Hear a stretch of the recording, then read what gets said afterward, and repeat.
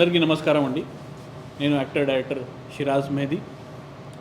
ఓ అందాల రాక్షసి సినిమా అంటే వరుసగా నేను ప్రెస్ మీట్లు చేస్తున్నాను, మీ అందరికీ తెలుసు. యాక్చువల్గా విషయం ఏంటంటే ఇది కాంట్రవర్సీ అనుకుంటున్నారు అందరూ, కానీ ఇది కాంట్రవర్సీ కాదు. ఇది నా బాధ, నా పెయిన్ నేను మీ అందరితో పంచుకుంటున్నాను.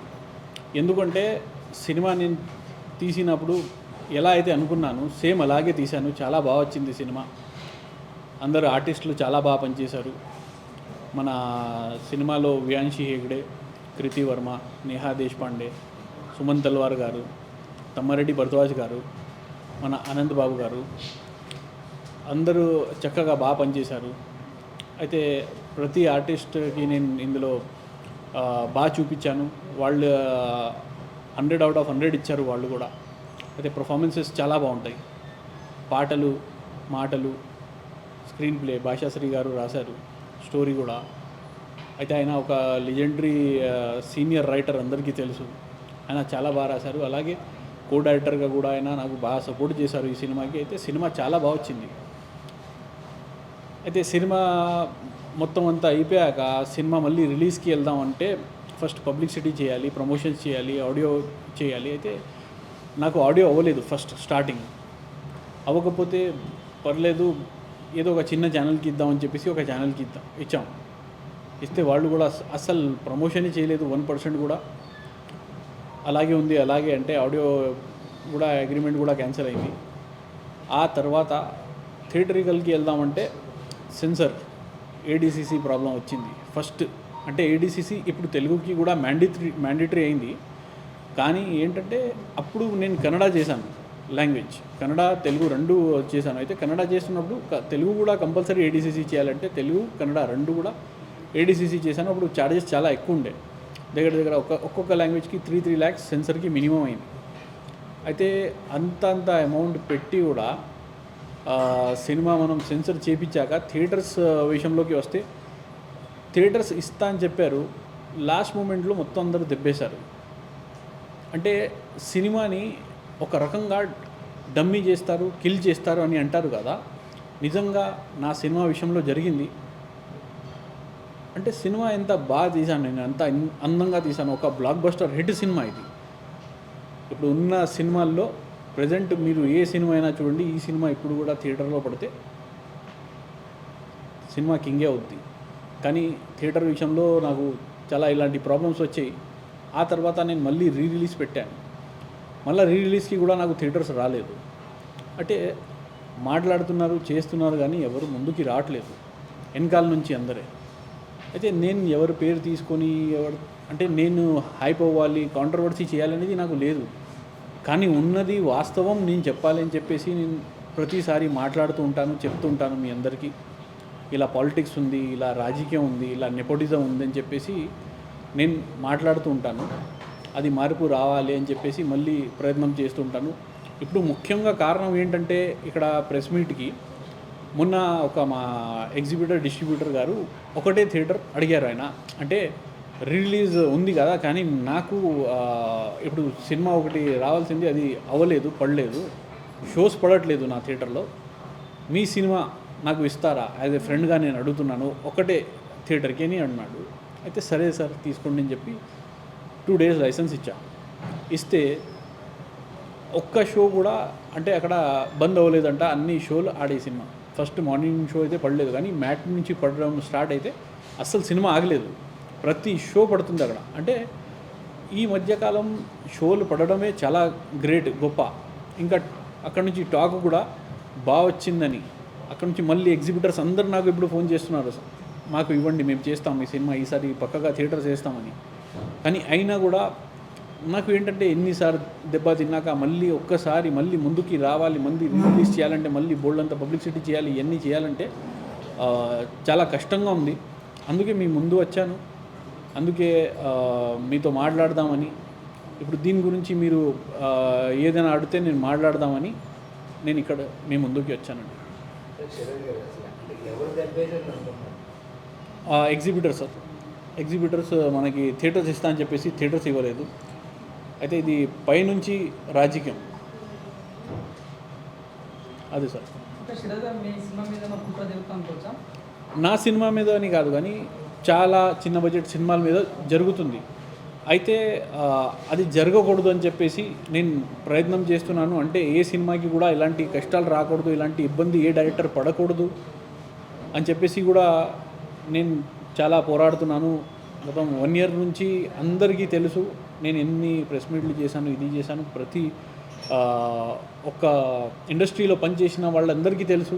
ఫిల్మ్ ఛాంబర్లో అయినా ప్రతి ఒక ప్యూన్ నుంచి పైన ఉన్న చైర్మన్ గారి వరకు ప్రతి ఒక్కరికి ఈ విషయాలు తెలుసు. కానీ అయినా కూడా ఏది సమాధానం రావడం లేదు. అందుకే ఇప్పుడు ఏంటంటే ప్రెస్ మీట్ వల్ల నాకు ఏమవుతుందంటే ఒక రెస్పాన్స్ అనేది బాగా వస్తుంది. ఎగ్జిబిటర్స్ కానీ డిస్ట్రిబ్యూటర్స్ కానీ బాగా సపోర్ట్లోకి వచ్చారు. మీ ద్వారా నేను నా మాట అంటే నా మనసులో ఏముంది నేను చెప్పాలి, ఏదైతే అనుకుంటున్నానో నేను చెప్తున్నానో అక్కడ వరకు వెళ్తుంది. అందు గురించి నేను మీ ముందు వస్తున్నాను. సార్ క్వశ్చన్ అడిగినప్పుడు ఓకే సార్, అంటే థియేటర్లో ఉన్న పెద్దవాళ్ళు కలిసారా? కలిశాను సార్. థియేటర్ ఎవరైతే చూస్తారో వాళ్ళని కలిశాను. అంటే ఇప్పుడు పేర్లు చెప్తే కూడా కాంట్రవర్సీలానే ఉంటుంది అది. అందుకే సరే కలిశాను. ఫిల్మ్ ఛాంబర్లో అయితే ఉన్న వాళ్ళని కలిశాను చాలామందిని. మొన్ననే భరత్ భూషణ్ గారు కూడా మాట్లాడారు. ఆయన ఒక మంచి వ్యక్తి. 190 ఫిలిమ్స్ ఆయన డిస్ట్రిబ్యూషన్ చేశారు. ఇంకా చాలా చిన్న బడ్జెట్ సినిమాలకి కూడా ఆయన చాలా సాయం చేశారు. అంటే ఒక పొజిషన్ లేనప్పుడు ఆయన అంత చేశారు. ఎప్పుడైతే పొజిషన్ వచ్చింది ఆయన ఏదో మంచి చేస్తారనేది నేను కోరుకుంటున్నాను. ఆయనకి కూడా నేను కాంగ్రాట్స్ చెప్పాను ఆ విషయంలో. ఆయనతో కూడా మాట్లాడా. ఆయన కూడా చూసి చెప్తా అన్నారు. చూడాలి అంటే ముందుకు ఏది కదలట్లేదు. అదే సార్.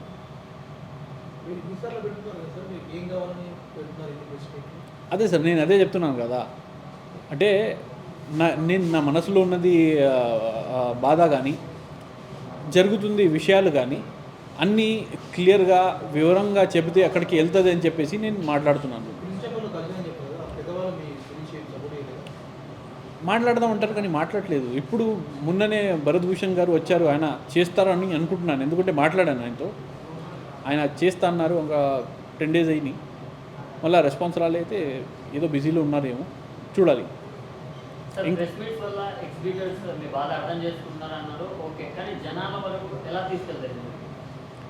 సార్ జనాల వరకు వెళ్ళాలి అని చెప్పేసి నేను చేస్తున్నాను సార్. ఎగ్జిబిటర్స్ ఓన్లీ ఒక్కళ్ళే కాదు, జనాల్లో కూడా తెలియాలి. అంటే ఒక మంచి సినిమా తీశాను, ఒక అందమైన సినిమా తీశాను, ఒక బ్లాక్ బస్టర్ హిట్ సినిమా మనది.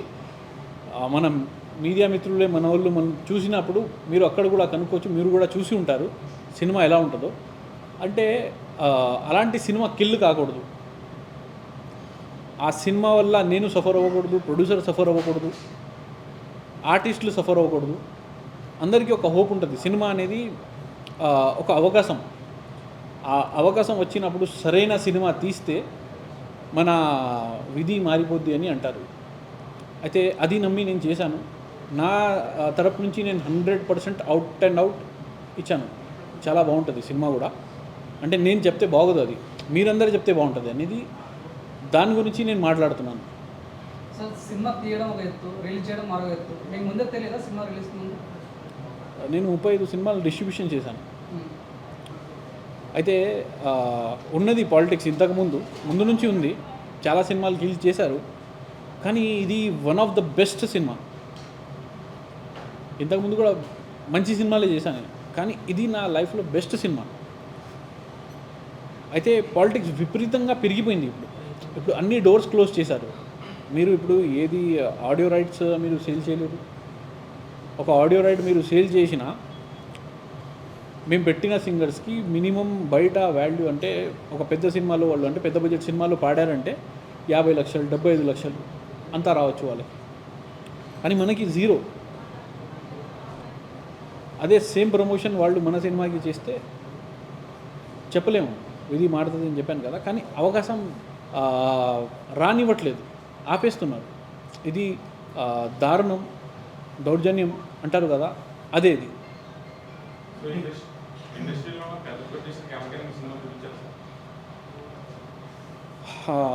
మాట్లాడడానికి ప్రయత్నం చేశాను మన దిల్ రాజు గారితో.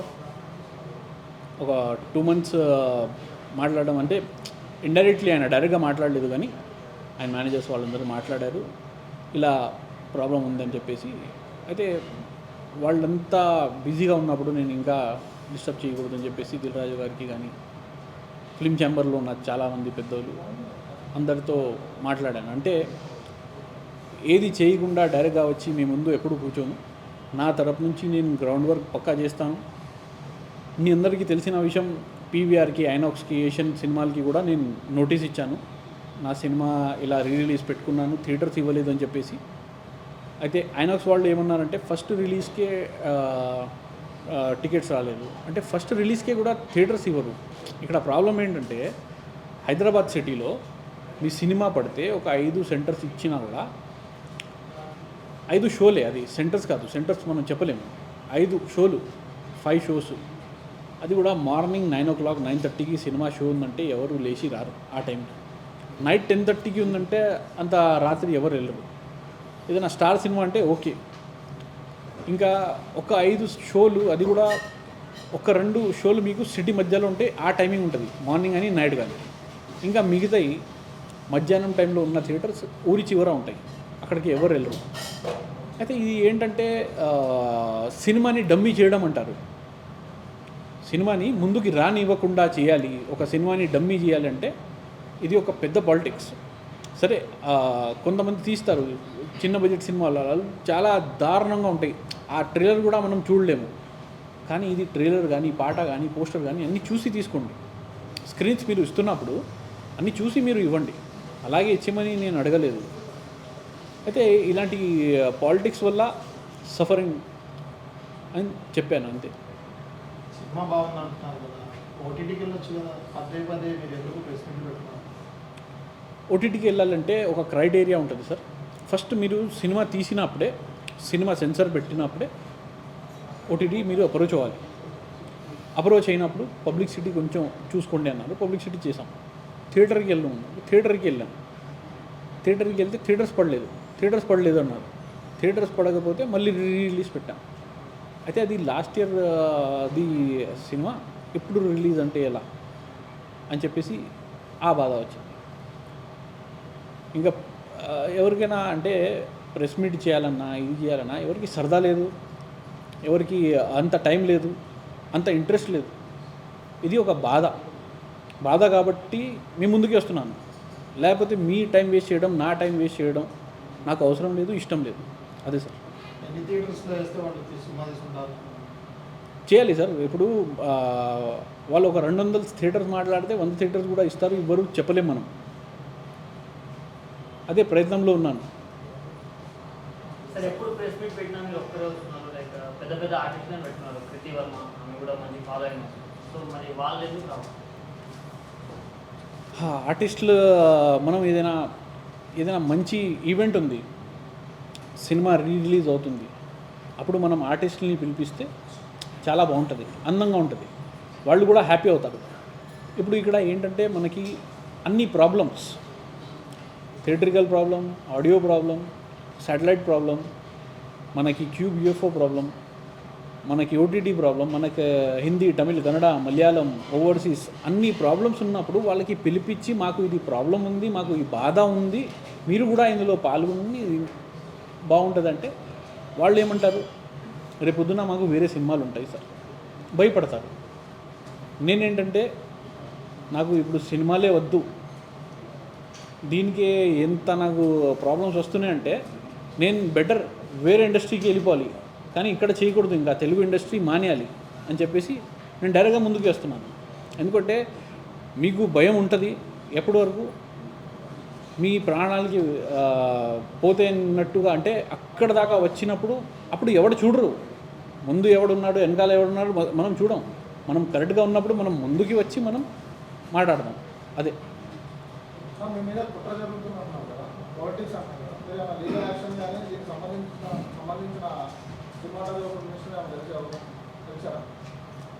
సినిమాటోగ్రాఫర్ మినిస్టర్తో అయితే కలవలేదు, కానీ వేరే మినిస్టర్తో కలిశాను, వాళ్ళతో కూడా మాట్లాడడం జరిగింది, ఎంత చెప్పాము, వాళ్ళు కూడా ముందుకి వచ్చారు, సపోర్ట్ చేస్తా అన్నారు. అది ఏ విషయంలో అంటే ఇక్కడ సబ్సిడీ లేదు. సినిమాకి ఏదైనా లాస్ వచ్చింది, మనకి ఏదైనా ప్రాబ్లం వచ్చిందంటే సబ్సిడీ అనేది మీకు ప్రతి స్టేట్లో ఉంటుంది. భోపాల్లో 50% ఉంది సబ్సిడీ, ఉత్తరాఖండ్లో అలాగే ఉంది 30%. ఇక్కడ మీకు రూపాయి కూడా ఇవ్వరు. మరి ఎక్కువ డబ్బులు సంపాదించేది మన తెలుగు ఫిల్మ్ ఇండస్ట్రీలోనే, మన ఇండియాలో, ఇండియా మొత్తం ప్రపంచం వ్యాప్తంగా, not only in India, all over the world ఎక్కువ డబ్బులు సంపాదించేది మన తెలుగు ఫిల్మ్ ఇండస్ట్రీ.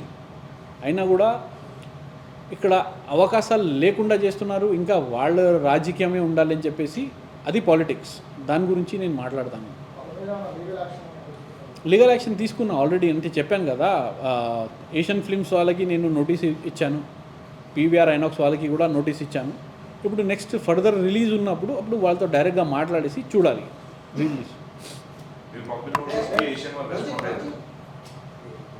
మీరు నోటీస్ సెండ్ చేశారు అన్నారు కదా, వాళ్ళు రెస్పాన్స్ అయింది ఏషియన్ సునీల్. ఏషియన్ సునీల్ వాళ్ళు రెస్పాన్స్ కాలేదు, కానీ పీవీఆర్ ఐనాక్స్ వాళ్ళు రెస్పాన్స్ ఇచ్చారు.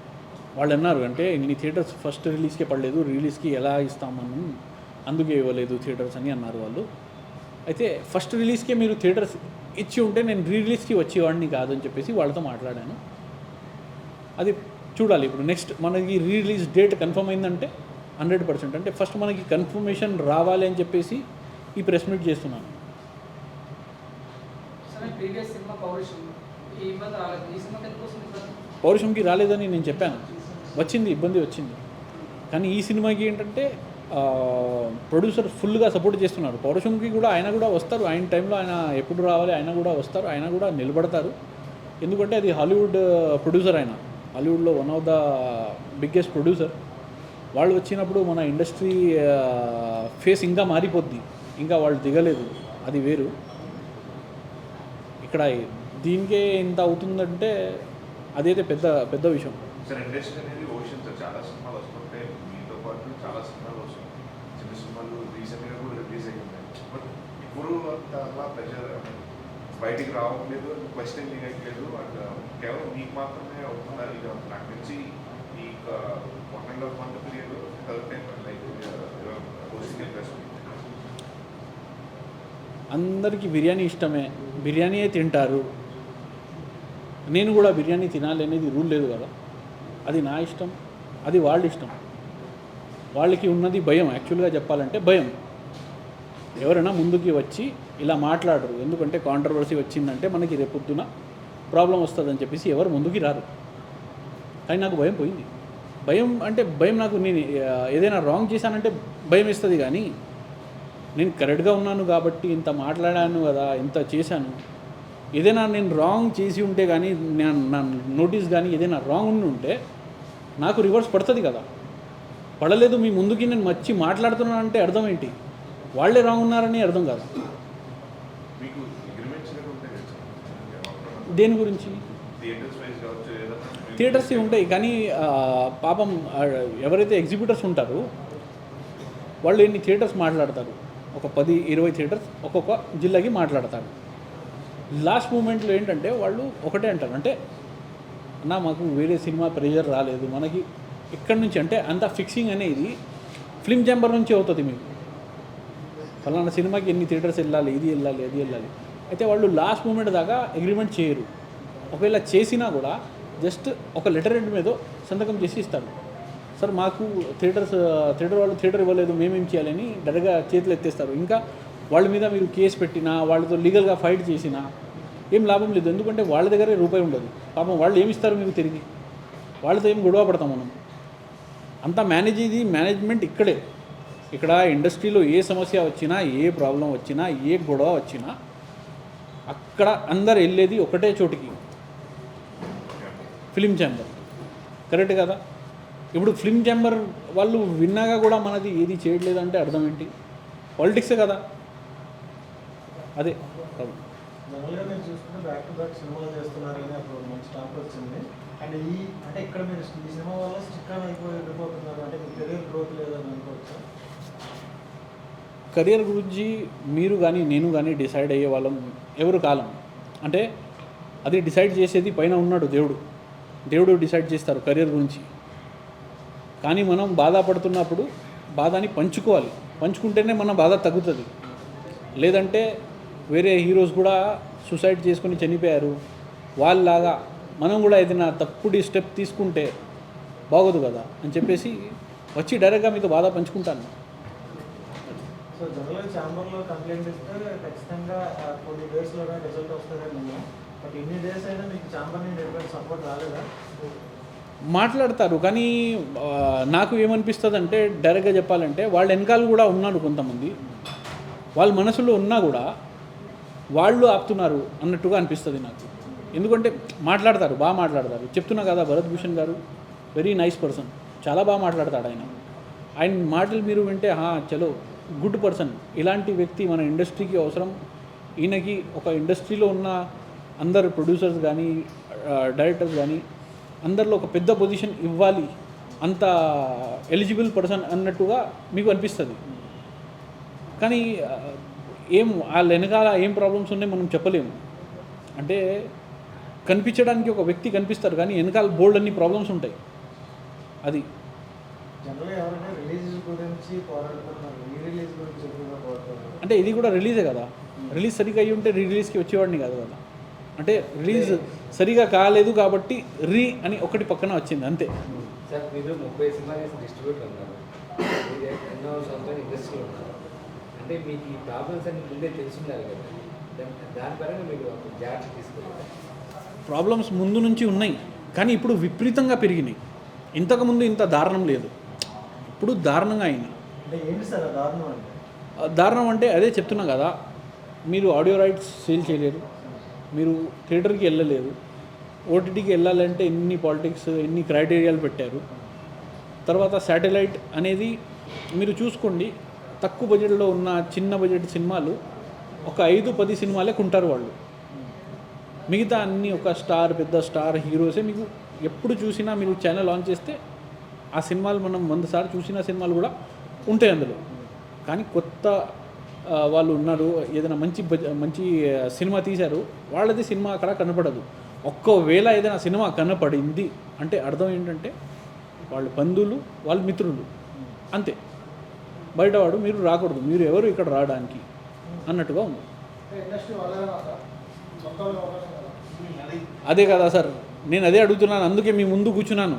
ఇప్పుడు మీరందరూ వింటున్నారు, నాతో మాట్లాడుతున్నారు ఎప్పటి నుంచి. కానీ మీరు అందరూ పెద్ద పెద్ద వాళ్ళ దగ్గర కూడా వెళ్తారు, వెళ్ళి వాళ్ళతో కూడా మాట్లాడడానికి మీకు అవకాశం ఉంటుంది. అప్పుడు మీరు ఇలా ఒక డైరెక్టర్ ఉన్నారు, ఒక సినిమా తీశాడు, ఇలా చేస్తున్నారని చెప్పి ఏ ఒక్కళ్ళు కూడా ఎవరి దగ్గరైనా మీరు అందరిలో ఎవరైనా మాట్లాడారా ఇప్పటివరకు? మాట్లాడరు సార్, ఎవరు మాట్లాడరు. అదే చెప్తున్నా కదా, ఇదే సినిమా ఇండస్ట్రీ. అంటే మీరు అసలు ఈ సమావేశం ద్వారా ఎదిరించే పరిష్కారం ఏంటి, ఏం చెప్తారు? ఇంకో క్వశ్చన్ ఉంది.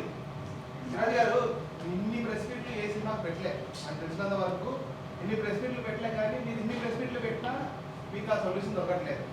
మరి ఏంటి ప్రెస్ మీట్లు పెడుతూనే ఉన్నా సొల్యూషన్ దొరకపోవడానికి కారణము? సో రీ రిలీజ్ అంటున్నారు, థియేటర్లు ఇంకా దొరకని సిచ్యువేషన్గా ఉందా మీకు? ఏంటి అసలు సొల్యూషన్ ప్రెస్ మీట్. ఇంకోటి ఏంటంటే గిన్నీస్ బుక్ అవార్డు కూడా ఇవ్వాల్సింది సిచ్యువేషన్ వస్తుంది నాకు, ఎందుకంటే ఇది ప్రెస్ మీట్లు పెట్టాలని ఒక అవార్డు అయినా ఇవ్వాలి కంపల్సరీగా. చరిత్రలో ఉంటుంది, ఒక ఆంధ్రాలో రాసేసి ఇన్ని ప్రెస్ మీట్లు పెట్టారని అవార్డులో రావచ్చని. అవార్డు అయితే డెఫినెట్గా రావాలి, కానీ సినిమాల్లో ఆర్టిస్ట్ బాగా పనిచేశానని అందుకు రావాలి, సినిమా బాగుందని రావాలి, సినిమా స్టోరీ బాగుందని రావాలి, సినిమా మ్యూజిక్ బాగుందని రావాలి, అలాంటి అవార్డు రావాలి. కానీ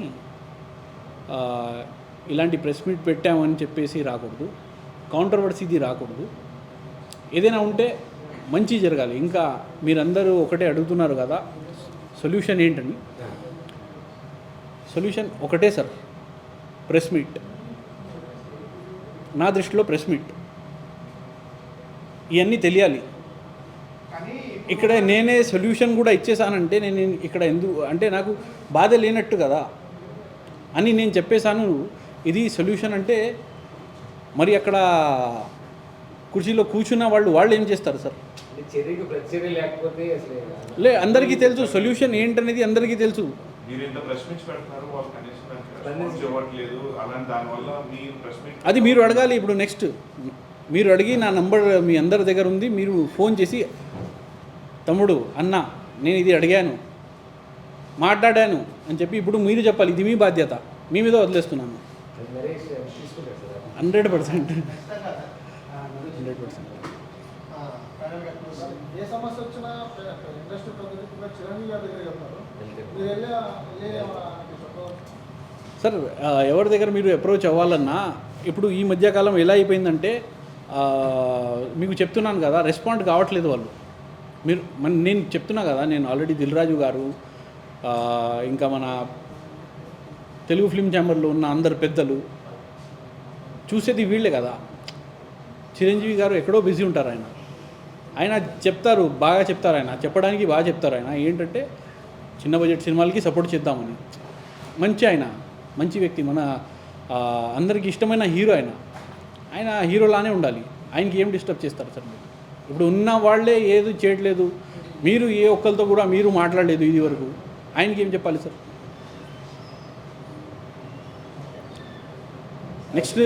నెక్స్ట్ నేను మీ అందరు కాల్ కోసం వెయిట్ చేస్తుంటాను. అందరు పెద్దలతో మాట్లాడాక నాకు మీరందరూ రెస్పాన్స్ ఇస్తారు. దీనికి పరిష్కారం ఏంటనేది మీరే ఇవ్వాలి నాకు ఇప్పుడు. ఇంకో ప్రెస్ మీట్లో కలుద్దాం. Okay, thank you. అయితే నా మనసులో ఉన్నది అన్నీ చెప్పాను మీ అందరికీ. ఇప్పుడు మీ తరపు నుంచి ఒక మంచి రెస్పాన్స్ రావాలి. మీడియా పవర్ ఏంటనేది అందరికీ తెలియాలి. ప్రెస్ మీట్లు మనం ఊరికే చేసేస్తున్నామని అందరూ అనుకుంటున్నారు. ఎన్ని ప్రెస్ మీట్లు చేస్తున్నామని అనుకుంటున్నారు. దానికి ఒక ఫన్నీ అవార్డు కూడా ఇవ్వాలి అనేది అనుకుంటున్నారు. కానీ ఇది ఫన్నీ కాదు, ఇది చాలా సీరియస్. ఇది ఏ ఒక్కడికి జరగకూడదు అని చెప్పేసి ప్రతి ఒక్కరికి తెలియాలి. ఇది ఒక బాధ, ఒక పెయిన్, ఒక వ్యక్తి పడుతున్నాడు అంటే అది మంచిది కాదు. అది కూడా తెలుగు ఫిల్మ్ ఇండస్ట్రీ బ్యాడ్ కాకూడదు అంటే మన వాళ్ళు మనల్ని సపోర్ట్ చేయాలి. ఎవడు బయట వాడు వచ్చి సపోర్ట్ చేయడు. అందుకే మీ అందరి సపోర్ట్ కోరుకుంటున్నాను. నేను ఏదైనా మీ అందరితో ఎప్పుడైనా తప్పుగా మాట్లాడి ఉంటే, ఎవరిదైనా ఏదైనా మనసులో ఉందంటే నేను క్షమాపణ అడుగుతున్నాను. I'm really very sorry. Me support ఇలాగే ఉండాలి అనేది కోరుకుంటున్నాను. థ్యాంక్ యూ అండి. And for more videos, please subscribe to iDream. Please subscribe to iDream. Please subscribe iDream. And please subscribe to iDream. For more videos, subscribe to iDream. please like, share and subscribe to the channel. Congratulations, iDream. Subscribe to iDream. Subscribe to iDream. So subscribe to iDream Media. iDream ki iDream team andarki huge congratulations. Please subscribe iDream Media. Please subscribe to iDream. Subscribe iDream. Please subscribe to iDream. iDream అంటే నా కళల channel subscribe చేసుకున్న నోరు తిరుగుతలేదు. మీరైతే గంట గుర్తు కొట్టండి. For more such videos, please subscribe to iDream. Subscribe to iDream. Please subscribe to iDream. Please subscribe iDream Media. Please do subscribe to iDream. Please subscribe to iDream Media. For best entertainment and information, please subscribe iDream. And don't forget to subscribe to iDream.